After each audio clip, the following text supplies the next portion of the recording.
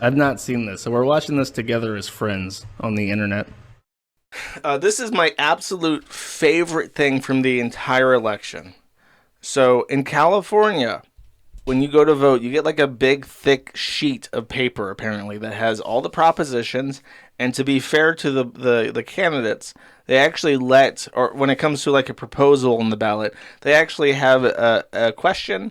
And then the parties for and against it will get to submit a statement into why they think that the voter should vote for that policy their way.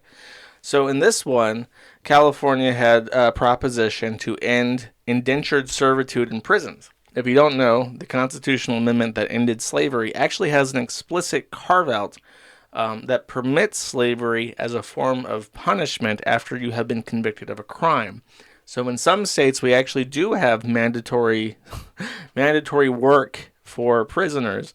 Um, and California apparently wanted to pass a constitutional amendment to end indentured servitude or slavery in their prison system, and it failed. 55, almost 55% of people just reading should we end slavery in the California penitentiary system voted no. They did not need any motivation to do so. There was no campaign. There was no paid group lobbying against this change. Nobody raised a voice. In fact, on the ballot where they present arguments, the argument against Proposition 6 was none. Nobody even submitted an argument to say actually we should keep it. It'll keep it helps keep our prison system affordable for taxpayers. None of that shit. Nobody submitted a fucking complaint, and it's still lost. And apparently this was one of many different things that lost in California in regards to crime reform. Apparently Californians have all been impacted by crime, and they're sick of it. You go to prison, you're gonna slave. You're gonna be a slave if you go to prison in California.